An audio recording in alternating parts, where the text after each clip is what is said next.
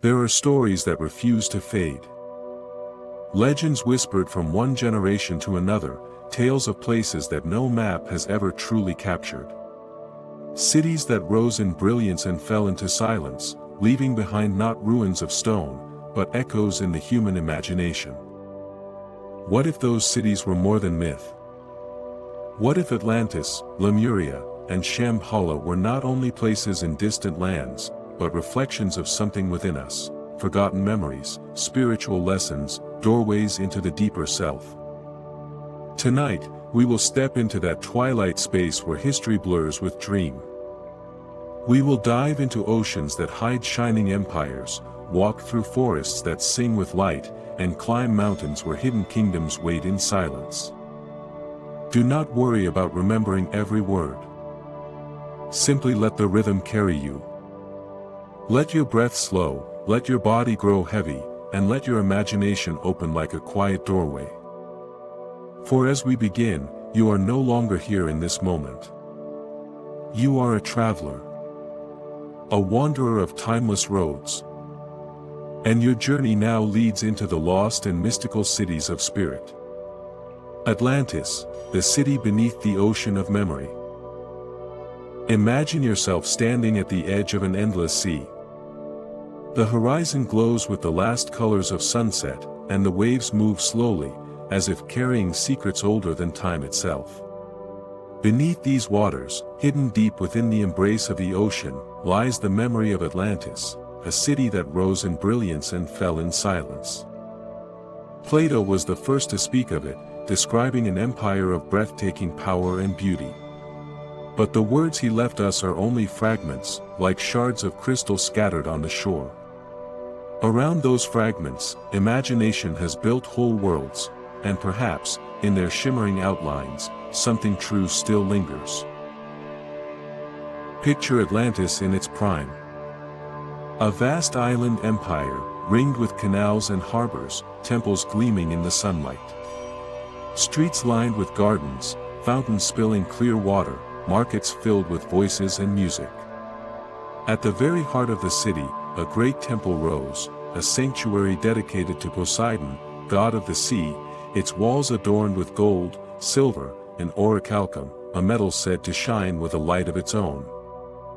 The Atlanteans were not ordinary people. According to legend, they were descended from the gods themselves, beings of wisdom and power. They understood the hidden laws of the universe, the harmony of earth, water, and sky.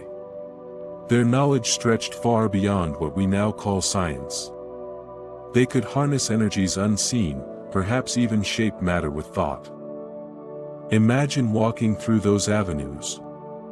The air itself seemed alive with resonance. Towers of crystal caught the morning sun, scattering rainbows through the mist. Bridges arched over canals where ships glided silently, their sails glowing like wings. Music drifted from every square, voices blending with the murmur of fountains.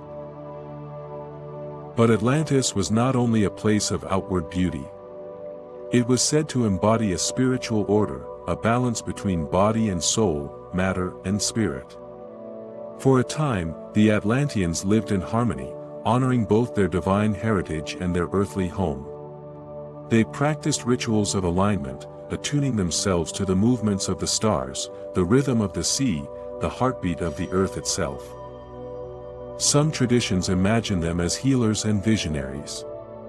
They worked with crystals not only as ornaments, but as tools of memory and power. They understood sound, not only as music, but as a bridge to higher realms.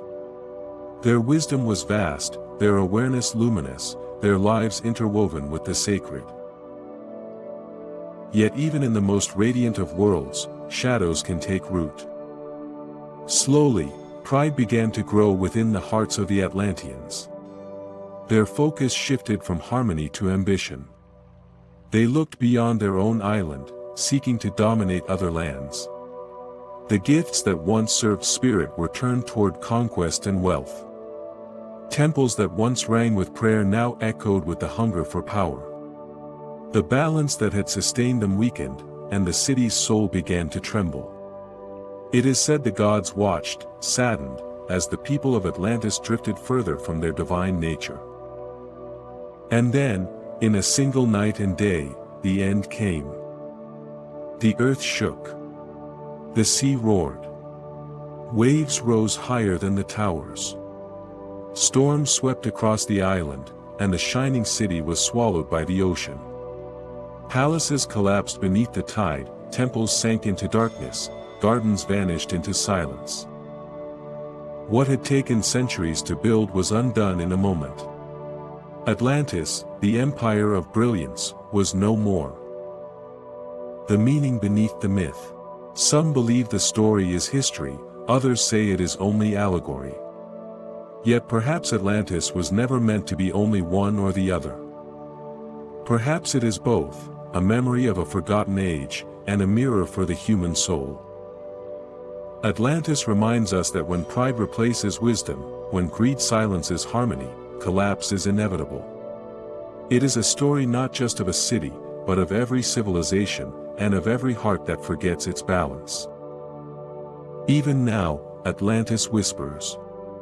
Some say its ruins lie beneath the waters of the Atlantic, waiting to be found.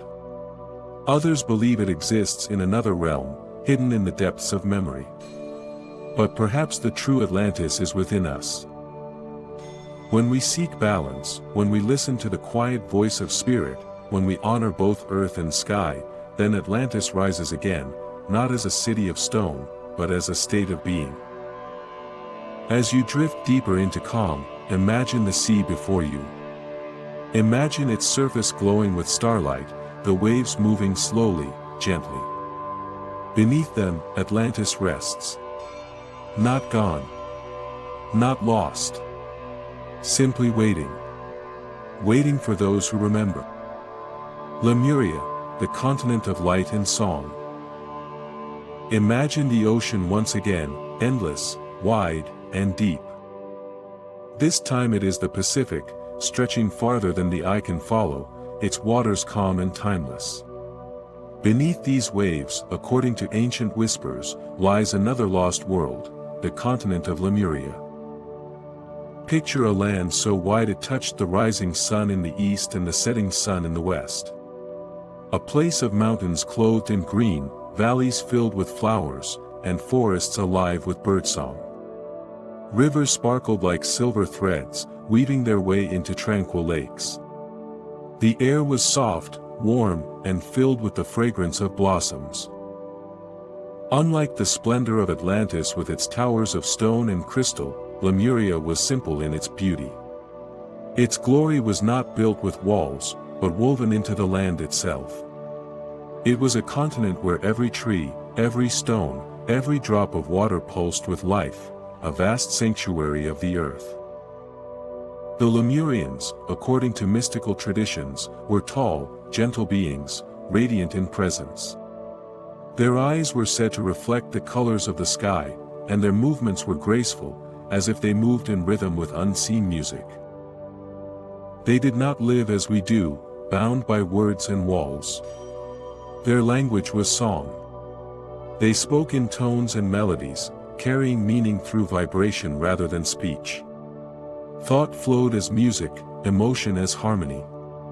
A single sound could hold more depth than an entire sentence. The Lemurians lived in close unity with nature. They did not build great cities of stone. Instead, they lived among the forests and valleys, their dwellings blending seamlessly with the land. Their homes were simple yet filled with light, woven from natural materials, glowing softly at night with energy drawn from the stars. Their most sacred spaces were not carved temples but resonant places of power. The Lemurians understood that sound could shape reality. They built vast halls of tone, where voices joined together in song to heal the body, to calm the mind, to awaken the spirit. Imagine a circle of luminous beings, their voices rising in perfect harmony. The vibrations would flow outward, touching every tree, every stream, every creature. In these moments, the land itself seemed to breathe with them. Crystals, too, held a central place in their lives. To the Lemurians, crystals were not lifeless stones, but living memory, repositories of energy and wisdom. They used them for healing, for vision, for aligning themselves with the subtle currents of the universe. In Lemuria, the rhythm of life followed the natural cycles of the earth. When the moon grew full, they gathered to honor its light, singing songs that rose into the night sky. When the seasons changed, they danced in gratitude for the gifts of the land. Their steps were gentle, as though every footprint was a prayer. They believed that every being, human, animal, plant, stone, carried spirit. Nothing was separate. All was one great song of existence. To harm the earth was to harm oneself, to live in balance was to live in truth. But even the most harmonious of worlds cannot escape the shifting tides of the planet. The earth trembled. Volcanoes awoke. The seas rose higher each year. Slowly, the great continent began to break apart. The Lemurians, with their deep awareness, knew the end was coming. It is said that many of them journeyed across the oceans, carrying their knowledge to other lands, to the mountains of Tibet, to the deserts of Australia, to the islands of the Pacific. They left behind monuments, symbols, and songs, whispers of their once vast home. And then, the sea claimed Lemuria. Valleys sank, forests disappeared beneath the waves, mountains became scattered islands across the Pacific. What was once a continent of light and song was gone. Yet perhaps it was never truly lost.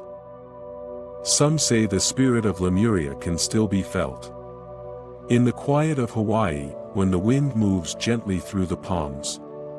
In the mystery of Easter Island, where stone giants watch silently over the sea. In the stillness of sacred mountains, where the air hums with unseen presence. And perhaps you can feel it, too. In the sound of a soft breeze, in the rhythm of your heartbeat, in the silence between breaths. For Lemuria was not only a place, it was a way of being. A way of listening, of living, of remembering that all things are connected. As you rest now, imagine yourself walking through its forests. The air is warm, the earth soft beneath your feet. Around you, flowers open like quiet lanterns, glowing in the fading light. In the distance, a river flows, its waters clear and shimmering. You hear a sound, gentle, musical, like a voice but more than a voice. It is the song of Lemuria, rising from the earth itself, calling you to remember. To remember that harmony is possible, that peace is not only a dream, but a natural state of the soul. And as you drift deeper into calm, know that Lemuria still lives, not beneath the ocean, but within you. In the quiet song that hums in your heart, in the gentle breath that carries you into dreams. Shambhala, the hidden kingdom in the Himalayas. Imagine mountains that rise higher than clouds, their peaks sharp and white against a sky of endless blue. The Himalayas, vast, ancient, eternal. In their silence, legends whisper of a hidden kingdom, a place untouched by sorrow or decay. This is Shambhala. Unlike Atlantis, which sank beneath the sea, or Lemuria, which vanished beneath shifting earth, Shambhala was never destroyed. Instead, it withdrew, hidden from the eyes of those not ready to see it. It is said to rest within a valley so well concealed that no map can reveal its entrance, no ordinary traveler can find its gates. Some traditions describe the kingdom as radiant, its fields rich with flowers that never fade, its rivers flowing like silver threads across green meadows. The air is said to shimmer with clarity, carrying the fragrance of pine and blossoms. The mountains that surround it shine with an inner fire, as if their stones themselves hold light. Those who live in Shambhala, according to legend, are not ordinary men and women. They are beings of wisdom, compassion, and inner clarity. Their lives flow in harmony with the laws of the universe. Free from greed, untouched by sickness, they live for centuries, their hearts steady, their minds luminous. Some stories say the people of Shambhala have perfected a balance between matter and spirit. They know how to live simply, yet with profound awareness. Their homes, though modest, glow with peace. Their gatherings are filled with music, with quiet laughter, with rituals that honor the rhythm of the stars. At the center of the kingdom stands a great palace, radiant as crystal, where the king of Shambhala reigns, not with force, but with wisdom. He is said to be a guardian of secret knowledge, a protector of humanity. His rule is gentle, guiding, eternal. For centuries, seekers have spoken of a prophecy: when the world falls into deep shadow, when greed and violence cover the earth, the king of Shambhala will emerge with his people. Together they will restore balance, bringing light where darkness reigns. This vision has drawn travelers from every land. Pilgrims, explorers, mystics have searched for Shambhala among the snowy ridges of the Himalayas. Some claim to have found hidden valleys that shimmered with unusual light. Others spoke of monasteries where the monks whispered of a secret kingdom beyond the mountains. Yet none could prove its existence. Perhaps because Shambhala is not only a place to be found in the world, but a state to be awakened within the soul.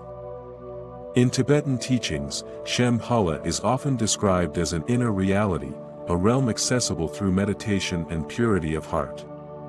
To walk the path to Shambhala is not to cross mountains, but to journey inward, to still the restless mind, to quiet the noise of desire, to uncover the luminous space within. When you close your eyes and listen deeply, when you let the world grow soft and silent, you may feel a door opening inside. Behind it lies peace, clarity, and compassion. That, too, is Shambhala. Not lost, not hidden, but waiting in the stillness of your own being. But let us imagine, slowly, that you have found the path. You walk among snow-capped ridges, where the air is thin and sharp. The wind carries the scent of ice, and the mountains rise around you like guardians. For days you travel, until one morning the mist parts, and you see it, a valley bathed in golden light. You step forward, and the silence deepens. The grass beneath your feet is soft. Rivers sparkle in the sunlight, and meadows open wide, filled with flowers that seem to glow from within. Birds sing melodies that feel older than the world itself. In the distance, a great palace rises, its walls shimmering as though woven from crystal and light. Around it, villages spread across the valley, their homes simple but radiant, each one surrounded by gardens, streams, and trees heavy with fruit. The people you meet smile with eyes that seem to see into your soul.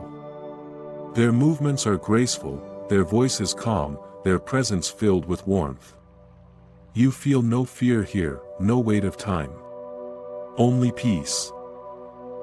And what is its secret? It is not power, nor wealth, nor even knowledge as we think of it. It is balance. A balance between the outer world and the inner self. Between action and stillness, body and spirit, the human and the divine. Shambhala reminds us that such harmony is possible. That paradise is not only a dream of the past or a hope for the future, but a reality that can awaken in every heart. As you rest now, let the image of Shambhala settle in your mind. A hidden valley of peace, a kingdom radiant with light, a place where harmony flows like a river through every moment.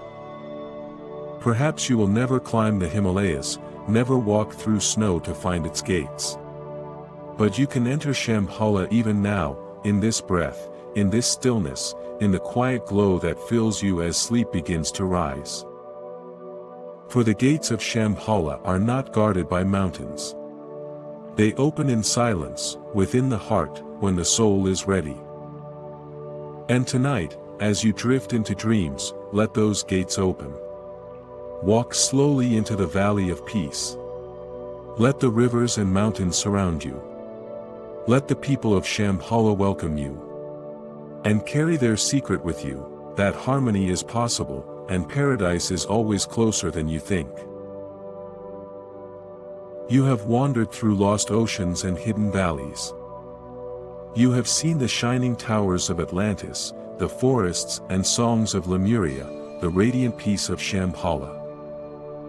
Perhaps these cities are gone, hidden by time, swallowed by sea and earth, concealed by mountains. And yet, perhaps they were never truly lost.